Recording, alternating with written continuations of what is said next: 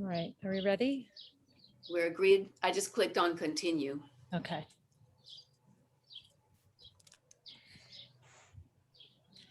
Shuklam Bharadharam Vishnum Shashivarnan Chaturbhujam Prasanna Dhyanayet Sarva Vigno Pashantaye Yasya Dviravadaktrayaha Parishatya Parashatam Vignan Nignanti Satatam Vishvaksenam Tamashraye Jnananandamayam Devam Nirmala Spatika Kritim Adharam Sarva Vidyanam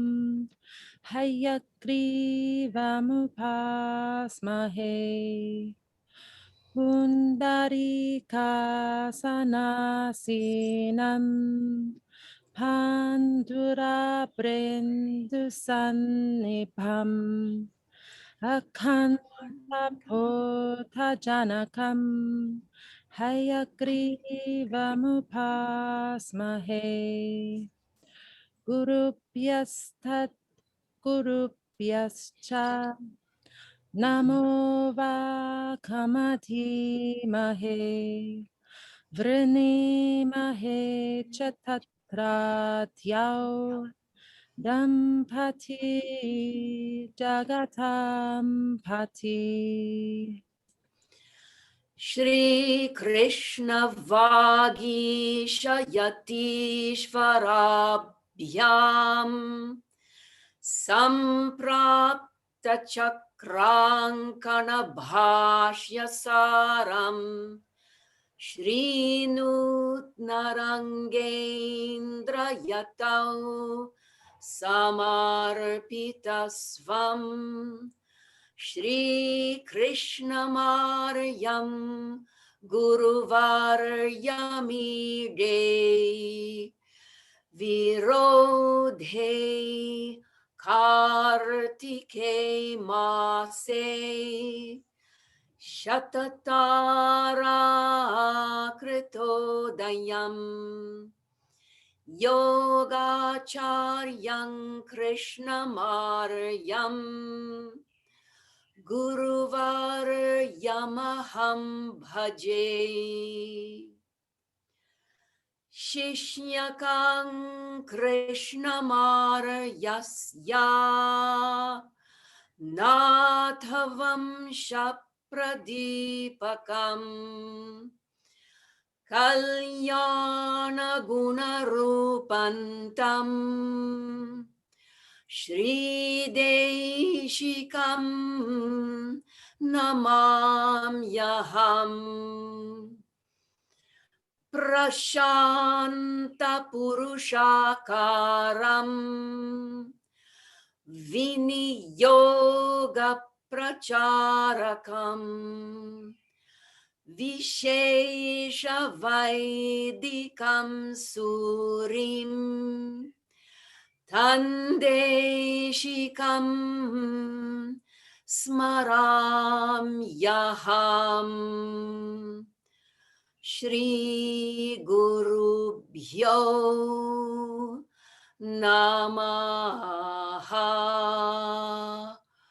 Harihi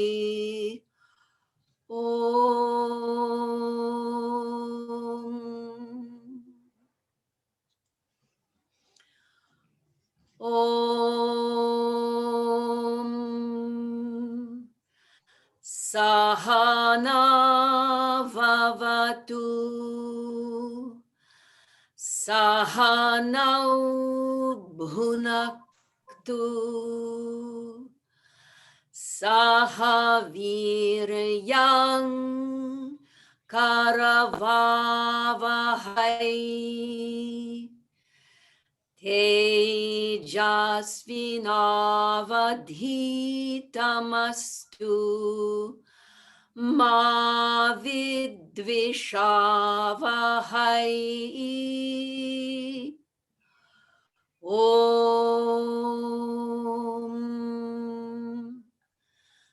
Shanti Shanti Shanti.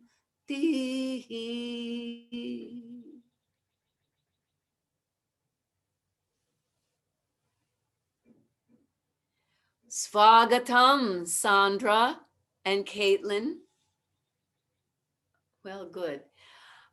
Our dear Lisa from Australia is about to undergo surgery on her knee. So she's prepping. She's prepping to go to the medical center or hospital, wherever she's going. And Elizabeth is out west enjoying some time with her family in Los Angeles. So I apologize. Yeah. I apologize for being late. I misread my watch and I thought it said 2:30 and I was doing my inversions and instead it was 3:30. So I'm sorry. That's quite all right, Sandra. Did you get through with did you complete all your inversions or did you suddenly discover at the time and get out? No, I completed it. Oh, good. That's good. But I apologize. Forgive me.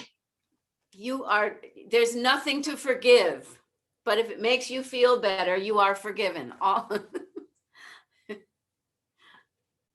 It's always so great to see you all. What I said earlier, and I just wanted to say it first before I forget, I've decided to take July off. So I won't be leading any chant sessions on Tuesdays in July. And then I'm not sure what we're going to do. If there's more COVID good news, then that means there's less reason to be cooped up at home. But since I'm saying this now, if you have any thoughts about that, or if you're happy to continue, that would be great. Let me know, or let us, if you know right now, I'd love to hear what you have to say about it. I would like to continue. Please. Me too. Me too. Okay. I mean, I just started, but I also want to respect what you need to, well, we all do. We want to respect what you need as well, Leslie. Well, thank you, Susan. I think I'd like to take July off, and then I was thinking of trying to be more organized about planning something ahead of time and sticking with one thing that might be a series of verses for, say, 4 weeks. And then we'll take a couple of weeks off, and then we start up again and do another 4 weeks and something like that, and then do something else. That would be easier for me. Yeah, that sounds very reasonable. I mean, For sure. Makes a lot of sense too, yeah, it gives you some time to recoup, and it gives us some time to practice. Yeah, yes. And Patty has been so great about recording. Yes. I don't know if she recorded all the classes, and almost. I, for one, I dread watching the recordings. But I know the feeling. Yeah. Sandra, yes, are you? They're invaluable. They're invaluable for us, so I do appreciate it. Good, yeah. And I don't know how, Patty, have you found a way to label them so that if someone wants to practice? The more recent ones I've put in the description of the YouTube video what chants we did. I didn't put any time codes or anything. So if anybody is ever working with them and you feel like just jotting down like, oh, we start doing this chant at this time code, like send it to me and I'll update it in the comments so that we can, it's just a lot for me to go through. And oh, it's an awful lot. For sure. And one other thing is, if you want to go over chapter 2 of the Bhagavad Gita, I can't remember how many Tuesdays we did that, but that was a good series. That was in December, probably November and December. So if you look at the dates, and if you want to go over chapter 2 of the Bhagavad Gita, we at least did that. It was November, I think it was even more than, I think it was more than that. October, November. I think it was too. Quite a Great. long time. Great. That took up a lot of time. Yay.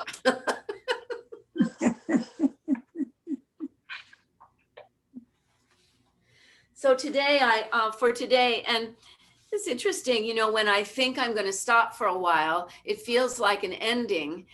And then I decided to type up something that might have served us better in the beginning of things, but who knows? So I pulled, so if you can pull out this handout, excerpts from a guide to Vedic chanting by TKV Desikachar. And I just copied a few of the things that were stated from two books. One is called The Guide to Vedic Chanting, and the other is called mṛtyuñjaya. Just a few words explaining the definition. So I can just read it out loud. The Vedas are, because I often refer to Vedic chanting, and many people say, well, what is Vedic chanting? And that's a very fair question. And as it is pointed out in these books, Veda simply means wisdom or knowledge. And it has come to mean it is a body of a humongous amount of books and groups of literature that were composed a considerable time ago, you know, maybe for as much as 4,000 years ago. They are texts that came into being long before the Mahabharata, or in which is contained the Bhagavad Gita or the Ramayana. Those are well-known texts that are considered in the classical Sanskrit tradition.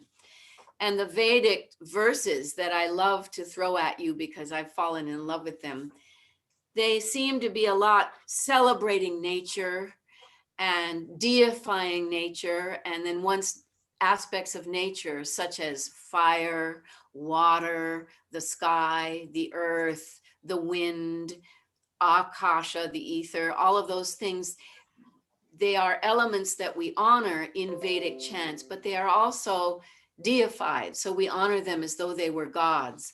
And this all takes place in Vedic chanting. And the Vedic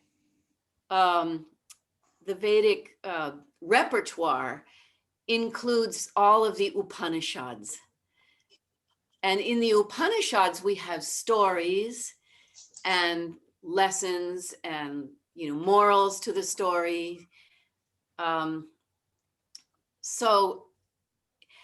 And what also characterizes Vedic literature is that it is believed that everything in that body of work, which was huge and extended over a huge period of time, they were supposed to have been shruti. Shruti means that which is heard. Shruti, shrotram, the word. And they are considered shruti because they weren't really composed, supposedly. They were heard by a realized sage, and they were heard from a divine voice. And so it was the word that was heard. And so that's that. Whereas later on, the Yoga Sutras, the Mahabharata, the Ramayana, Bhagavad Gita, those are smriti. They are considered smriti, which means that which is remembered. And they are given, and a composer or a writer has been given credit to having written those. Whereas we just have sages who claim to have heard things in the Vedic texts. So there's the shruti, which are much earlier, and then the smriti, which are the ones that came later. All the Vedic texts originally were not written down, and it is believed strongly that there was no written language. So the only way to pass on the knowledge was by teacher, student, the teacher would chant the passage, the student would repeat. And in order to get it absolutely passed down, absolutely the same, there evolved these rules of chanting, which were put into place long before apparently there was writing. And what we've now inherited is this strict method of learning the chants, which serves us well because we can find, I think we all can find through our own experience that the more precision we get in our chanting, the more the beauty can come out. And that's been my experience, to be sure. And I think the same can be said in asana. The healthier we are comes from the more precision we get in the asana practice. And the beauty of the form is closely related to the health that we get from it. Now we have a written text, so we can practice on our own without a teacher right in front of us. And that makes things convenient. So what I'd like to do is come down to the 6 main rules of Vedic chanting. This is a group of 4 little statements that come right out of the Taittirīya-Upaniṣat. And it sounds like this. Śīkṣāvallī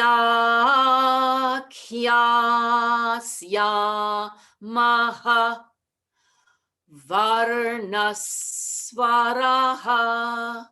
Excuse me. I think we learned it one way and there's no chant mark for svaraha.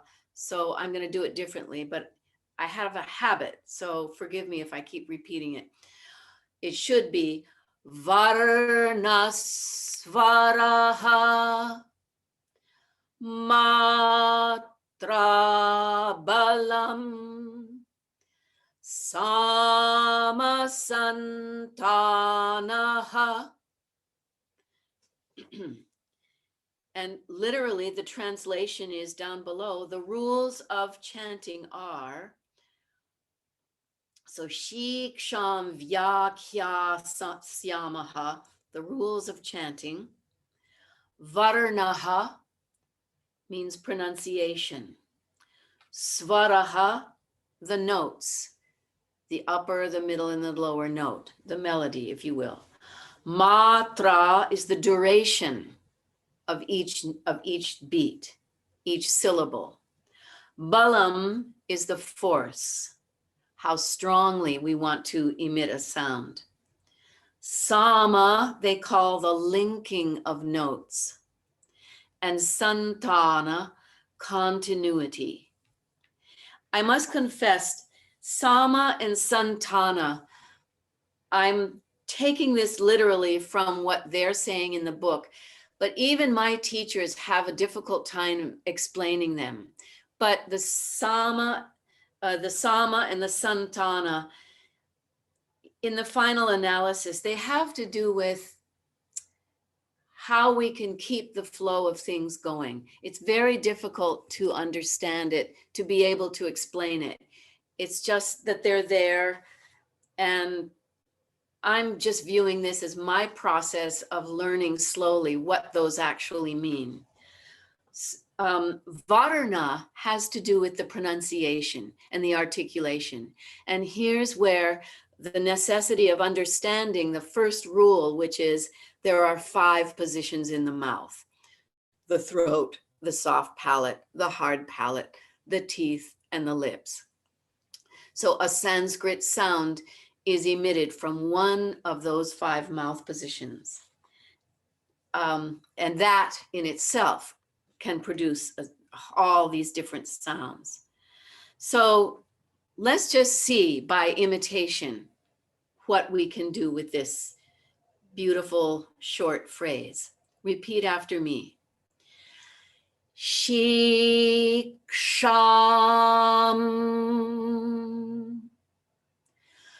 Śīkṣāvallī.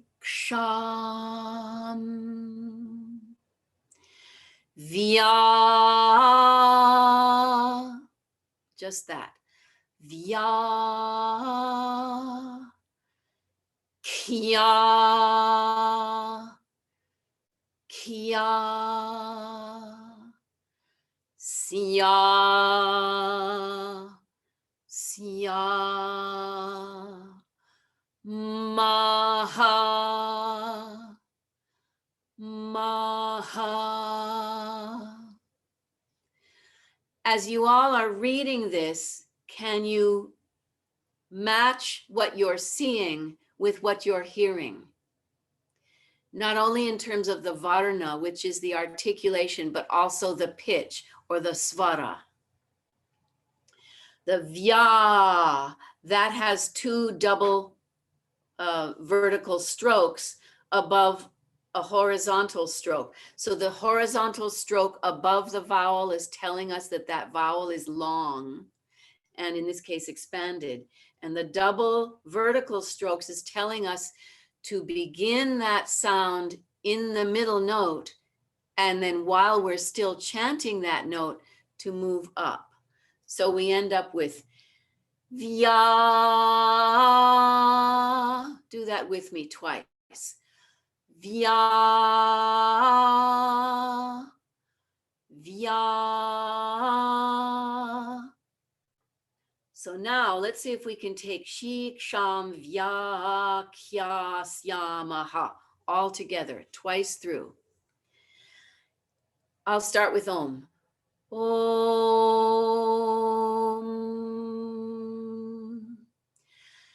Śīkṣāvallī.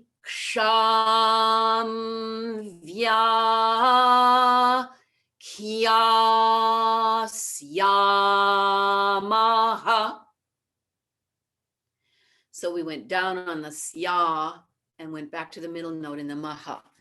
Is everyone understanding this?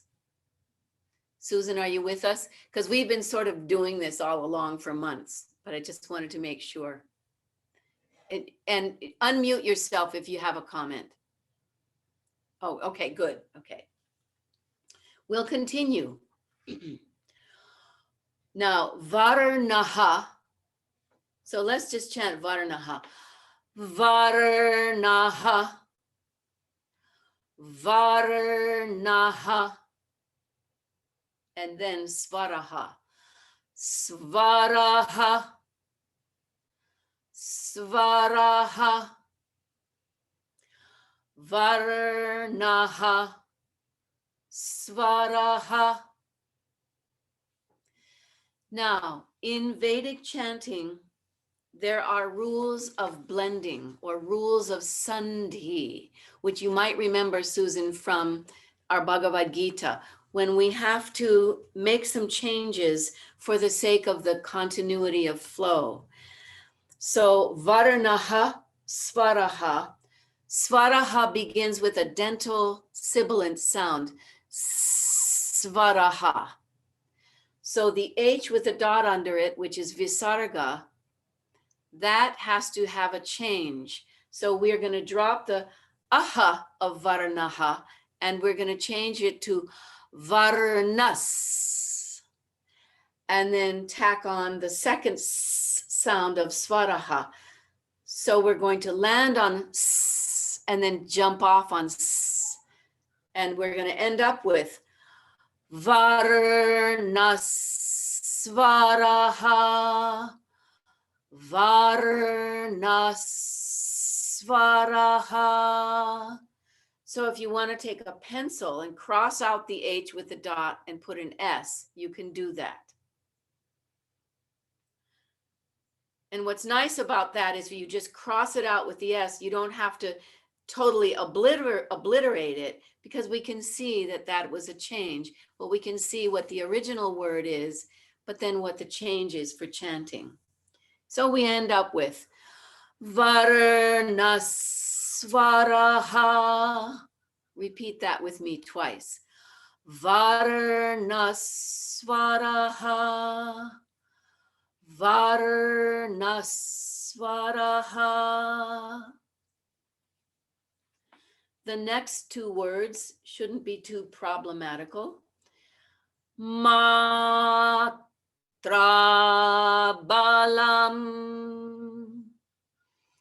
Matrabalam.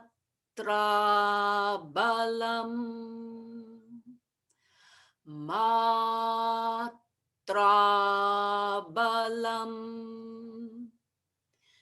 So the tra, when we see it in writing, there's a long ah indicated by the horizontal stroke above the which makes it ah, and then the one below is telling us to go down a note. Moving on to sama santanaha. We start in the middle and then sama, it goes up, and then back to the middle for sun, and then down ta, and then end up in the middle again for naha. So it sounds like sama santanaha. Sama santanaha. Sana santanaha. Sorry, I think I had an N there. Sama santanaha. Are there questions before we put the whole thing together? Okay, great. Here we go. Om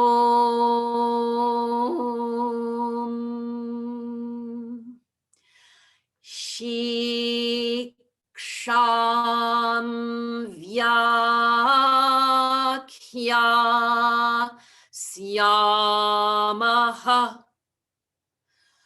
Varnasvaraha. Sorry, we have to do that again. Varnasvaraha. Matrabalam.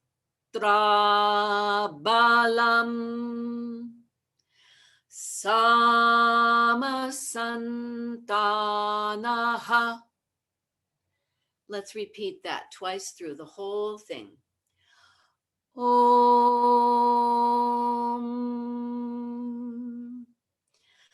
Śīkṣāvallī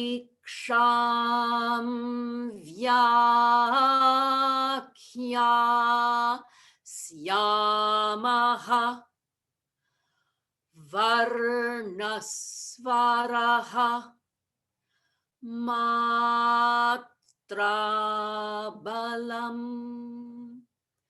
Sama santanaha. Again. Om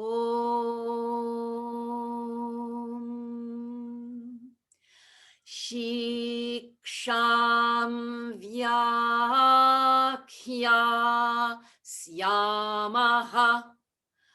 Varnasvaraha. Matrabalam. Sama santanaha. We have uttered the naming of the rules of chanting. So in this Taittirīya-Upaniṣat, that's all we're getting. We're only told that these are the rules. They're not explained at all anymore. Then, in the Upanishad, it moves on to discuss other things, which we'll build on that. I think it's really a wonderful thing to do. Just continue to chant this Taittirīya-Upaniṣat because it chants really beautifully. And many, it's chanted everywhere in India, especially among the monks where they live. Would anyone care to chant this? Yes, please. Could I ask a question? I understand the, with the line above that you go up and with the line below you go down, but what is why, do you know why there are these these are the only 3 notes that you can do, and why they are in the succession that they're in, I guess. I'm not quite sure how to phrase my question. I think I understand. Why was this melodic pattern created? Why we, I right, and what is the I don't- reasoning? I don't know the reason behind that. What I do know is that in all of the books that I've gotten, you know, that I have a set of the Rig Vedas, and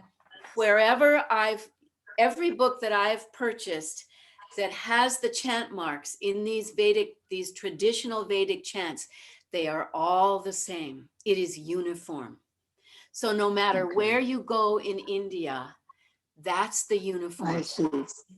Now there So is a certain word then as always goes up or down regardless of where you come across it. in the context of that particular chant. Now, that same word, I don't know, I haven't analyzed that, but it'd be interesting to find out if I take the same word in a different chant, it may be treated differently. It might be. Okay. That would be very interesting to note. I think I have noticed some continuity, but I'm not sure yet. I think as we unpack this Upanishad, and if you're all game to learn more of it, I just love it. It's just really wonderful. So all I can say is it's uniform. Oh, the difference is in some schools, they will only, and I think in most schools in India, you'll experience it going up only a half note. What you're doing with me is going to the high note, a whole note higher, because that's how it's done in Desikachar and his teacher Krishnamacharya's tradition. But I think most others, it's a half note. So it'll sound like this. Śīkṣāvallī varnasvaraha matrabalam samasantanaha.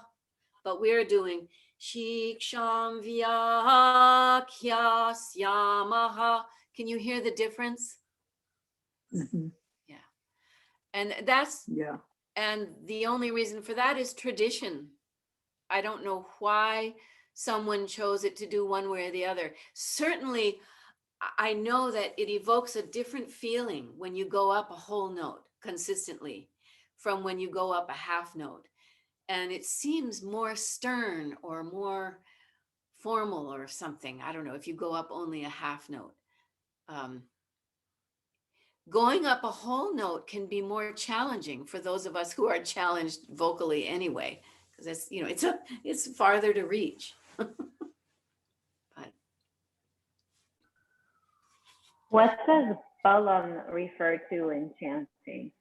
What would force. be an example of that? Balam is balam is what we use in chanting. It's required when we encounter the mahā pranas. And also it has to do with volume, but definitely the mahā pranas. So kya. So then you have to use the abdominal support for the kya. Śīkṣāvallī. Now it's also volume. And I'm glad you asked that. Sonia has often said to me, Leslie, you have a lot of balam, that's good. But then she would also say, Leslie, a little less balam, please. So it has to do with force and volume, but also we need that when we do those mahā prana notes. Śīkṣāvallī. So that whenever you see the H, for example, it tells us to engage the abdomen, to really draw the abdomen back swiftly. Kya. or at a visarga at the end. Svaraha, svaraha, that requires balam. It's hard to express a visarga without the balam. Is that so? One easy way to say is, to answer your question, is it's volume, excess of volume, or simply using the abdominal support to allow an emphasis to come out. Vyakyasya mahā svara. Svara is the notes. Matra usually has to do with the length of a note, a long vowel or a short vowel.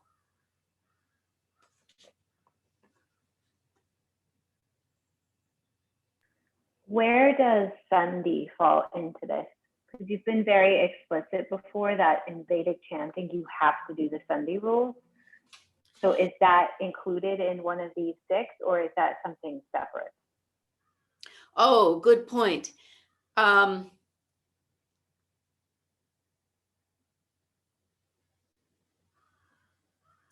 That would probably fall under varna, because it has to do with pronunciation. And we have to, and pronunciation having to do with location in the mouth. The whole point of sandhi with respect to visarga and anusvara, where we have the M with the dot, we have to change the mouth position. So that would be varna, would be a matter of varna. That was a good question. Thank you. I never considered that, and I don't recall it ever being brought up in any of our sessions. I think we were just so full of trying to get the thing right. We weren't worried about which one it covered.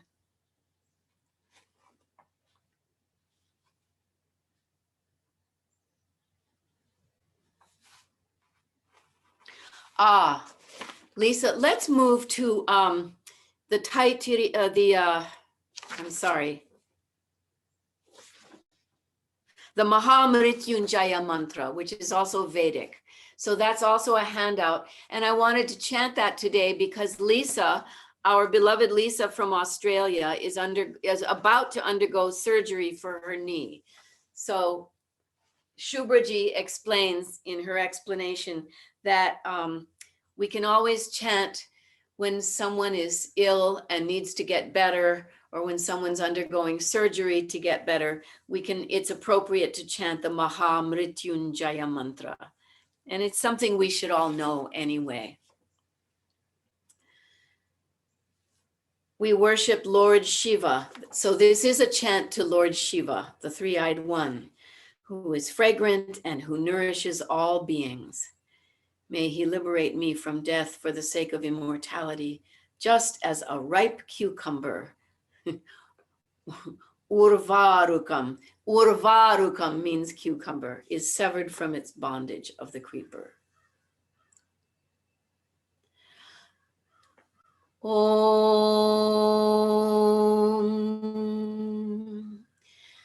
Triyambakam yajamahe Sugandhim pushtivardhanam Urvarukamiva bandhanan mṛtyor mukshiyamamritat. Now I'd like you to notice I put no chant marks in this. There's no melody mark. And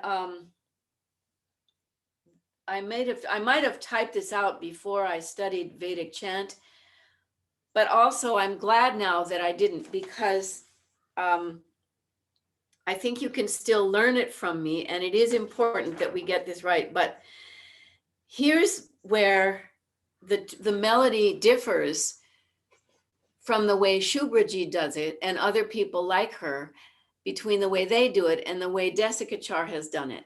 And I'm not comfortable with the way Desikachar does it. So if you don't mind, we're going to do it the way Shubraji has done it, which is an honored way. So it's still could. And we will go up on a half note. Triyambakam. So here's our first, oh God, there's so much. Let's just take it slowly. Let's do each word. I'll start with Om, and Om establishes the middle note. Om.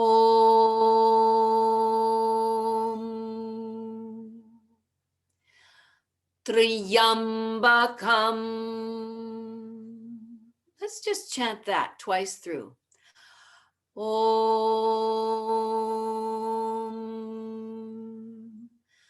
Triyambakam. And as we end that, feel the resonance in the nasal cavity when we end in the So enjoy that, because we're going to change. That's going to change when we put yajamahe to it. One more time. Om.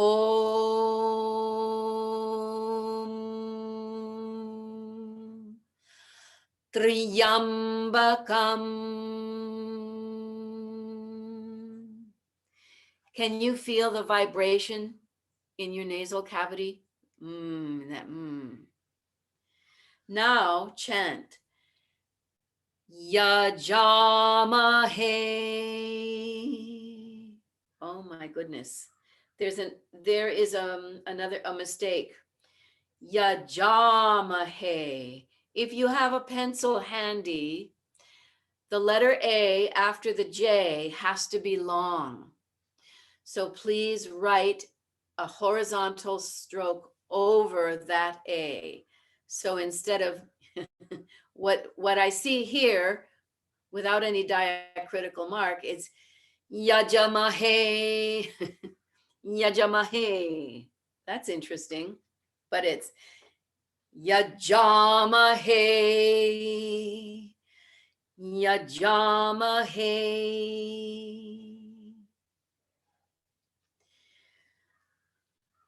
So now we're going to make the change, the sandhi, from Triyambakam into Yajamahe. Ya, everyone say ya. That ya occurs in the soft palate at the back of the mouth, in that soft palate above. The broad part of the tongue moves up. So now the Triyambakam has to change to Triyambakanya, Triyambakanya, Triyambakanya. Let's do that 3 times. Triyambakanya, Triyambakanya, Triyambakanya. And then Yajamahe, Yajamahe. Now, when we put those 2 words together, now we'll start with Om. Om.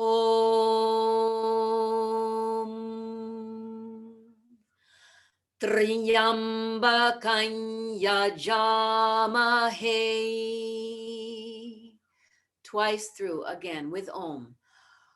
Om.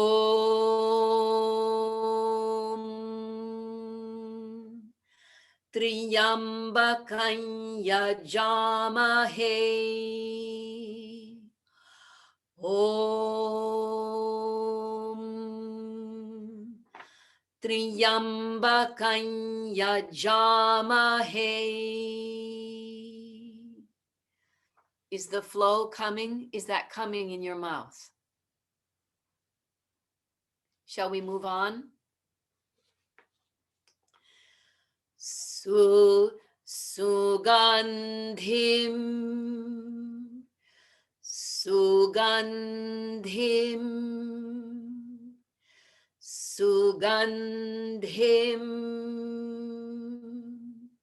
And then we could add Pushti, Pushti. So because Pushti, which means nourishes, Pushti, that begins with the pa, pu. Because of that, there's no change necessary at the end of sugandhim.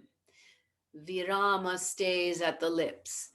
Sugandhim pushti. Pushti vardhanam.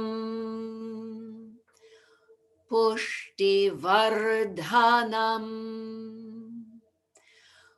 Pushti vardhanam. Let's see if we can take that entire top line together. Om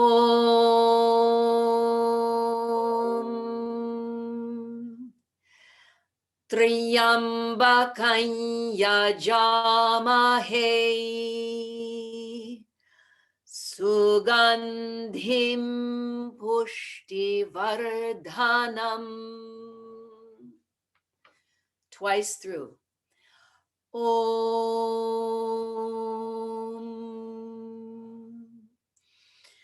Triyambakam yajamahe Sugandhim pushti vardhanam. Om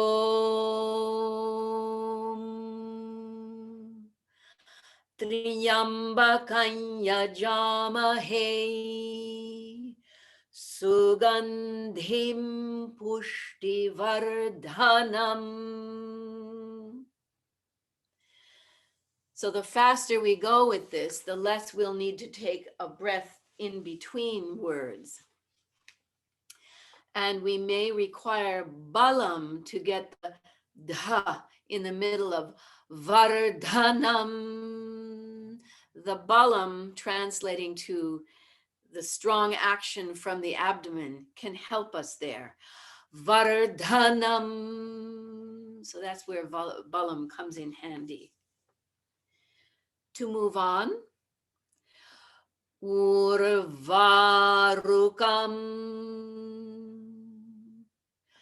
Urvarukamiva. Urvarukamiva. Urvarukamiva bandhanan. Another mahā prana in the beginning, in the middle of bandhanan. Bandhanan. Urvarukamiva bandhanan. Twice through. Urvarukamiva bandhanan. Urvarukamiva bandhanan. Urvarukamiva bandhanan. Mṛtyuñjaya. Mṛtyuñjaya. Mṛtyuñjaya. Mukṣiyamamṛtāt. Mukṣiyamamṛtāt. Mukṣiyamamṛtāt. In that last phrase, mṛtyuñjaya mukṣiyamamṛtāt, there is an opportunity to exercise the sharp articulation of the Y sound in mṛtyuñjaya. That has to be as sharp as possible. Mṛtyuñjaya. And again in mukṣiya. Mukṣiyama. Mukṣiyama.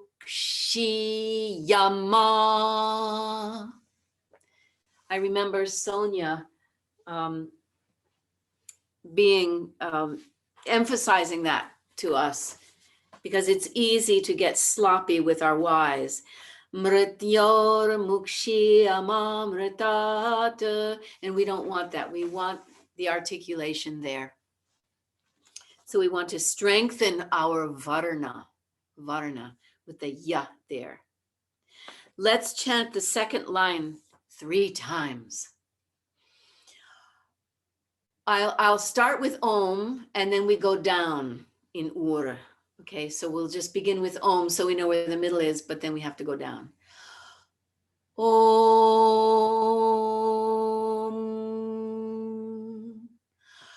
Urvarukamiva bandhanan mṛtyur mukṣīyamamritat. Om. Urvarukamiva bandhanan mṛtyur mukṣīyamamritat. One last time. Om. Urvarukamiva bandhanan mṛtyur mukṣīyamamritat. How are you doing? Is that, are you tasting it? Wouldn't it be fun if we had flavors for these? So we'll now do the whole thing, and let's hold Lisa in our hearts and in our minds. And before we do, is there any particular part that you'd like to go over? Okay, we'll just flow right through. Okay, good.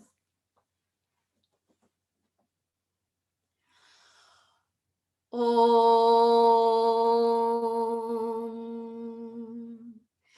Triyambakam yajamahe sugandhim pushtivardhanam urvarukamiva bandhanan mṛtyur mukṣīyamamritat. Om Triyambakam yajamahe sugandhim pushtivardhanam urvarukamiva bandhanan mṛtyur mukṣīyamamritat. One final time. Om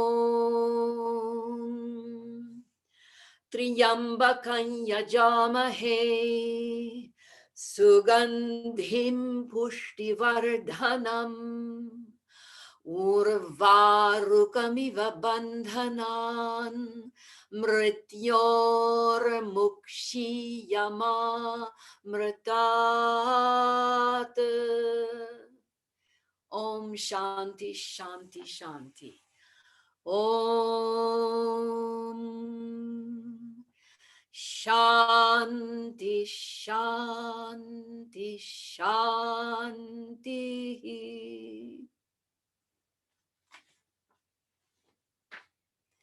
May your knees serve you well, Lisa. Would anyone care to chant this for us?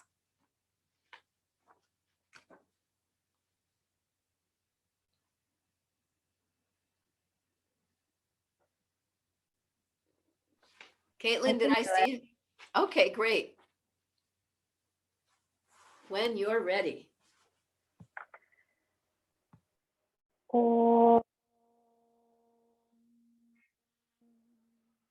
Triyambakam yajamahe Sugandhim pushtivardhanam Urvarukamiva bandhanan Mṛtyuñjaya.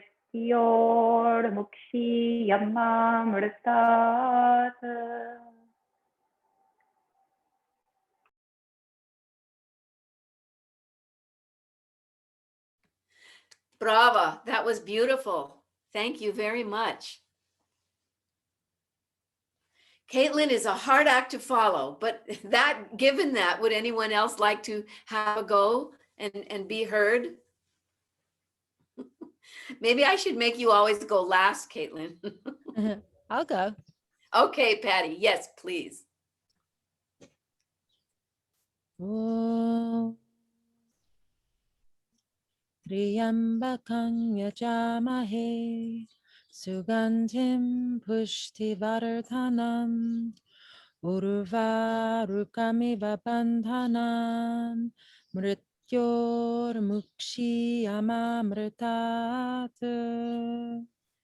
Very, very nice. Lovely. They did so well. Oh, Patty, that's so great. Good. Yeah.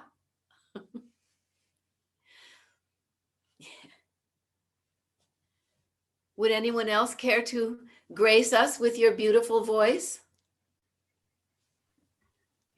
Well, I can try, but Okay. I feel barely able to do it. Om Triyambakam yajamahe Sugandhim pushtivardhanam Urvarukamiva bandhanan mṛtyuñjaya.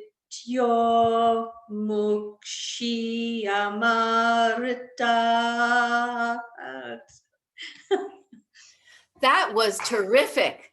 Very, very good. That was wonderful. And your voice is so beautiful. Thank you. You know, it's like, Vyas Houston used to tell us the beauty of our own voice comes through when we chant in Sanskrit, and it's so true. That was lovely, and there was already an ease with it. So it's just a matter of a little bit of varna. Mṛtyat, Mṛtyat.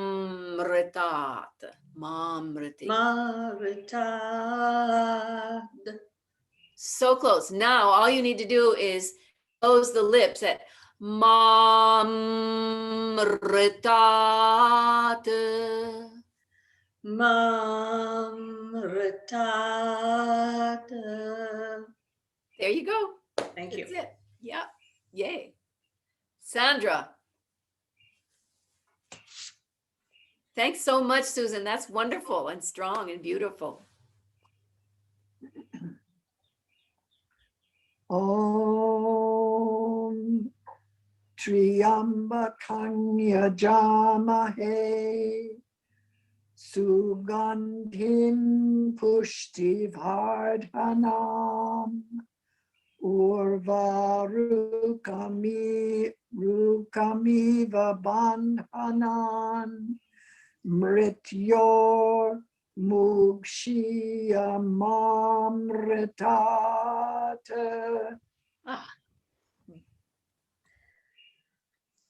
Brava. That was beautiful. And it had flow. It had flow, Sandra, and you have all the varnas right there. Yeah. Good. Well, luckily, that's one that you've taught us I learned that a long time ago, so it's easier when I don't have to deal too much with the melody. Yeah. Familiarity is our best friend, right? Right. It's helpful. And if anybody has access to Shubraji's recording, I would just listen to it over and over again. That's how I learned a lot of these chants, by listening to recordings over and over and over again. And also there's one Varna thing, and let's see, is it Triyambakam? And perhaps it has to do with the linking, continuity. I'm not sure.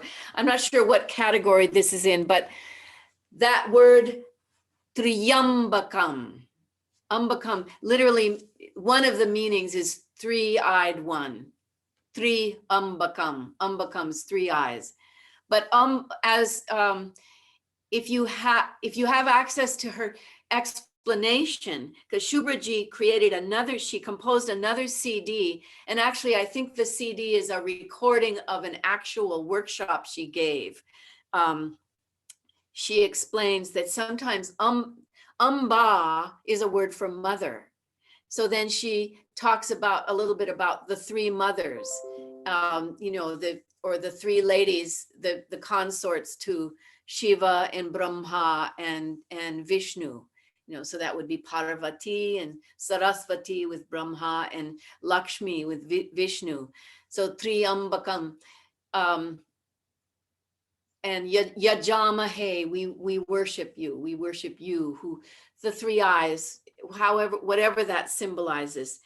But Triyambakan, she states emphatically, and also Sonia says the same, everybody says this.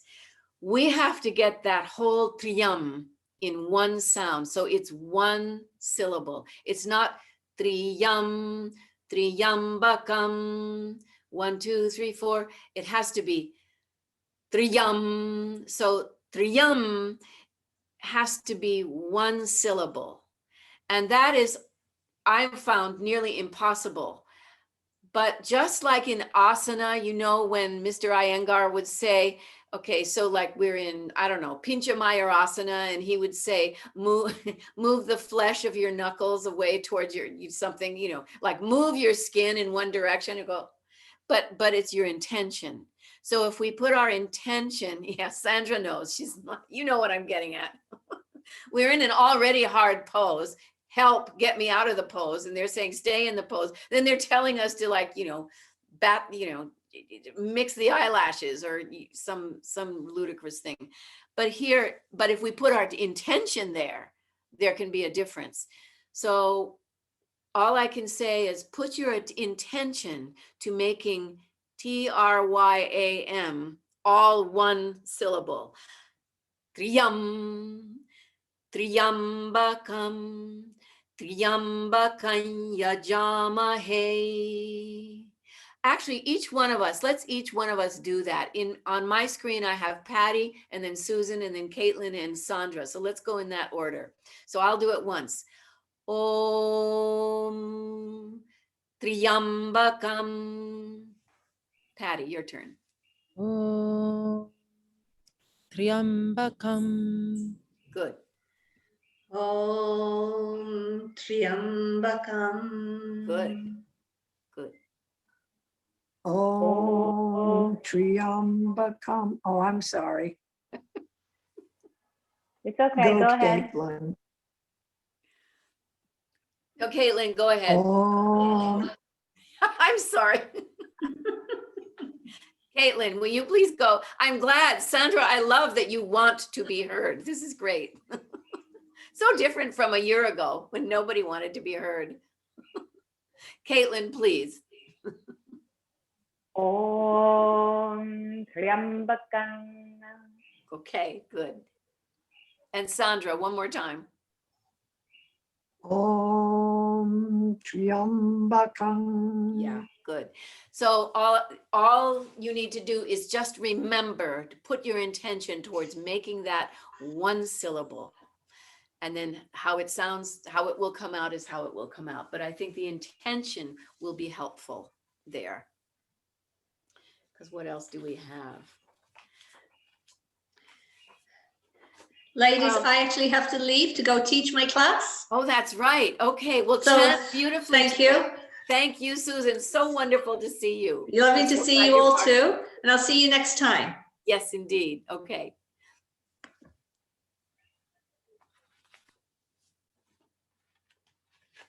So just to end, why don't we do something from, I had you pull up the Anushtub and Trishtub, the verses.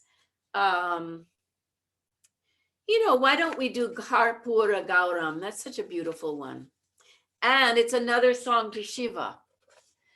So one of my thoughts for when we reconvene after July was to devote 4 weeks to various chants to Lord Shiva and see what we can come up with. Some of them would be Vedic and some of them will be not Vedic, classical. Some will be Shruti and some will be Smriti.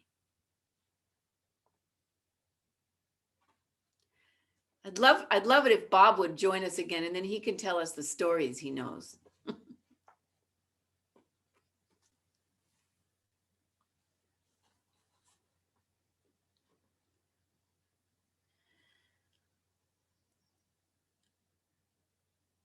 Om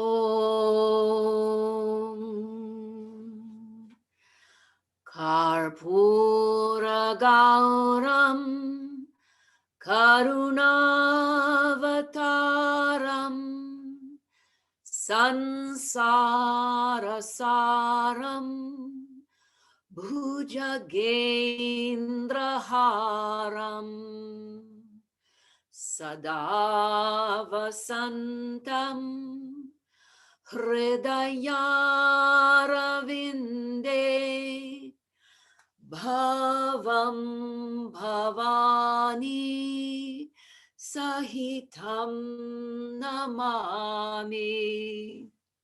Does everyone know that? Thumbs up. Great. Patty, you next, then Caitlin, then Sandra. Each one, go. When you're ready. Om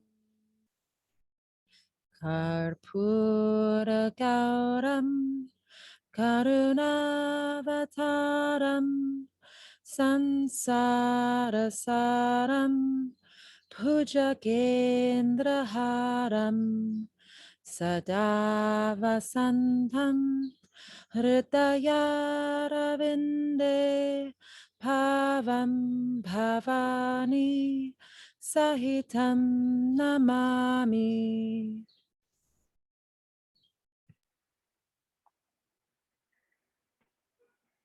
Om Karpūra gauraṁ karunavataram samsarasaram bhujagendraharam sada vasantam hridayāravinde bhavam bhavani sahitam namami.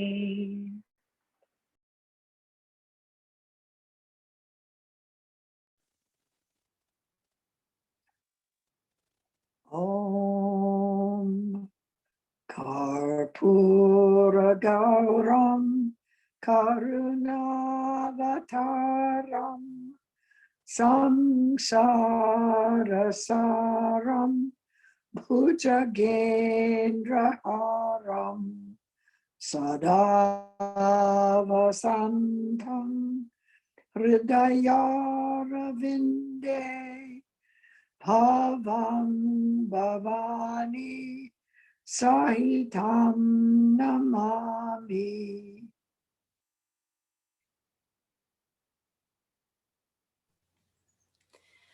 Thank you, everyone. I think it's time to stop. So who would like to chant our closing invocation? Actually, I'll chant the first one if someone else wants to do the second one.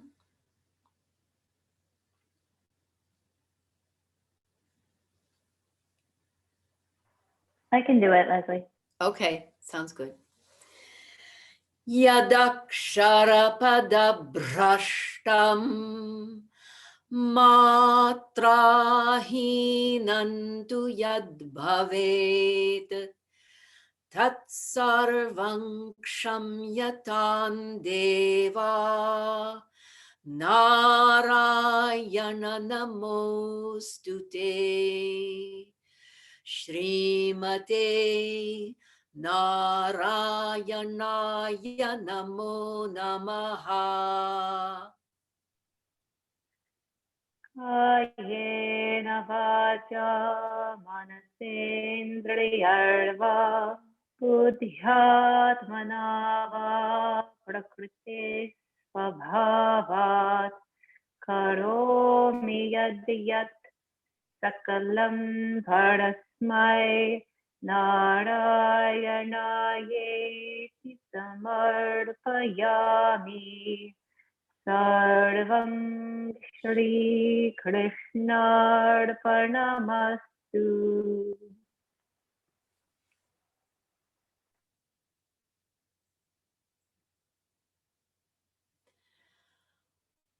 Om Shanti, Shanti, Shanti.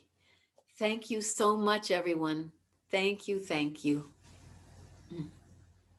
Thank you, Leslie. Thank you. Have a lovely, restful evening. It's a beautiful night. It is. Ah, Finally, we have no humidity. bye, Caitlin. Have a great time. Sometimes Thank you Patricia would both. say, "Go stay out late and get drunk." I can't believe she would ever say that. Wait, I'm still recording.